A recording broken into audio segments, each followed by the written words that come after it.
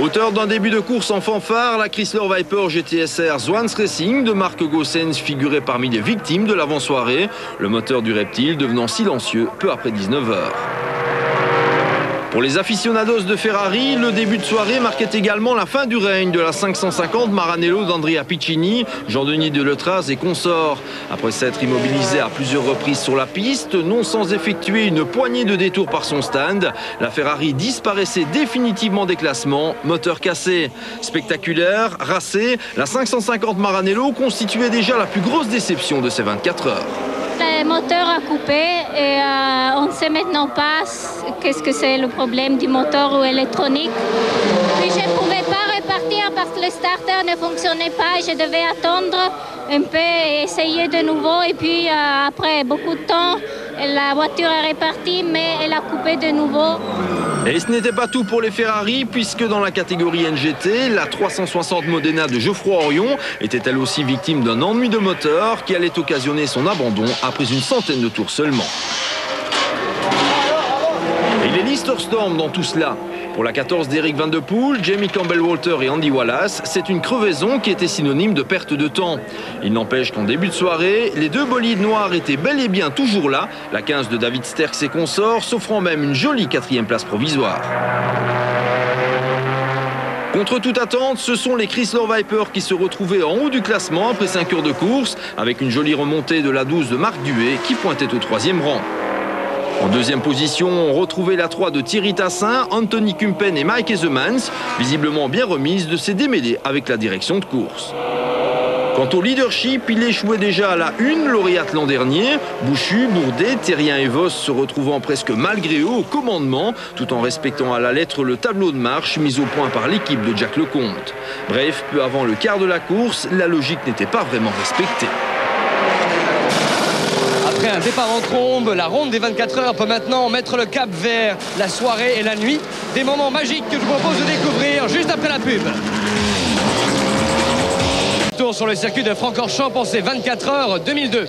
Alors, comme vous pouvez le constater, le soleil est maintenant couché sur le circuit. Il s'agit maintenant pour les bolides et les pilotes de traverser cette terrible nuit des 24 heures. Une nuit en général riche en rebondissements. Les meilleurs moments avec Marc Lacroix et Vincent Franzen. Le début de soirée, c'est principalement pour les filles dans la course qu'il allait être plus difficile que prévu. Dans le clan Gilet Vertigo, des ennuis de frein contrariaient l'évolution de Vanina X et Fanny Duchâteau, dont les bolides dégringolaient dans le classement. On a connu très tôt des problèmes de frein, donc on a dû rentrer déjà plusieurs fois au stand pour les purger. Ensuite, on a cassé un roulement, donc nouvel arrêt. La victoire, c'est pas pour nous. On le savait de toute façon au début de la course. On est là pour arriver au bout. La course est encore longue et j'espère que ça ira jusque-là. Dans le clan PSI, cela ne tournait pas trop mal, en dépit d'un début de course marqué par la pirouette de Philippe Tollener au volant de la Porsche 115. Peu à son affaire, ce dernier allait par la suite laisser Sylvie Delcourt et Loïc Demant se débrouiller à deux. Malheureusement, encore un fait de course, 20 minutes après, il se sentait mal dans la voiture. C'est vrai qu'il faisait très chaud, il est rentré, on a changé de pilote. Je suis reparti, malheureusement le plein n'était pas fait, j'ai roulé 1 heure. Et puis là, bon, avec Loïc Demant, on continue à rouler à 2. Du côté des teams de pointe, ce n'était guère plus réjouissant. C'est ainsi que la Viper Car Sport Holland de Bas Leinders renonçait également à la tombée de la nuit, boîte de vitesse cassée. On a deux bonnes boîtes. 2 boîtes de rechange, mais une qui est très bonne, qui est la même qu'on a maintenant, mais l'autre n'est pas aussi bon, mais notamment avec une autre voiture qui est en 2e position, qui joue la gagne, ils vont le donner à l'autre voiture. Dans le clan L'Arbre Compétition, l'histoire se répétait puisque, comme l'an dernier, la 1, leader de la course, réintégrait son stand sur 3 roues. Mais comme lors de l'édition 2001, le pilote parvenait à ramener la voiture, de sorte que l'incident ne se traduisait que par une perte de temps et de place dans le classement. En fait, on vient de perdre une roue. Heureusement, on n'a pas perdu trop de temps. La voiture vient de repartir, donc pas vraiment de soucis. Aux alentours de minuit, c'était l'accalmie, le public n'ayant Dieu que pour le balai des phares et la ronde des bolides dans le cadre magique des Ardennes.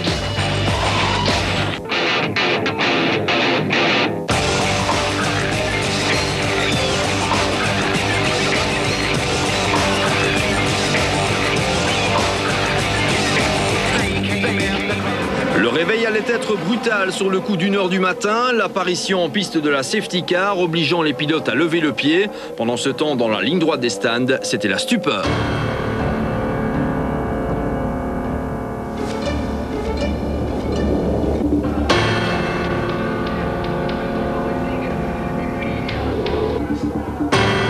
Après avoir été touché par une Porsche, la Chrysler Viper d'Anthony Kumpen effectuait une terrible embardée avant d'exploser. Par miracle, le jeune Limbourgeois s'en tirait indemne.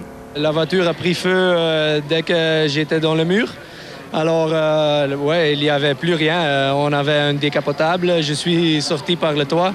Et ouais, quand je vois la voiture maintenant, je suis très heureux d'avoir rien.